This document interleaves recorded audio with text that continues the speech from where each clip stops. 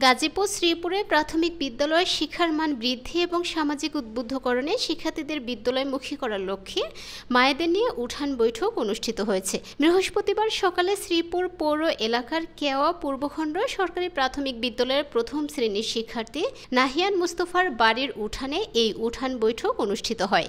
কেওয়া পূর্বখণ্ড সরকারি প্রাথমিক বিদ্যালয়ের প্রধান শিক্ষক মাহবুবুর রহমানের সভাপতিত্বে সহকারী শিক্ষক খলিলুর রহমানের সঞ্চালনায় প্রধান অতিথি হিসেবে উপস্থিত ছিলেন উপজেলার সহকারী শিক্ষা অফিসার শিকদার মোহাম্মদ হারুনার রশিদ।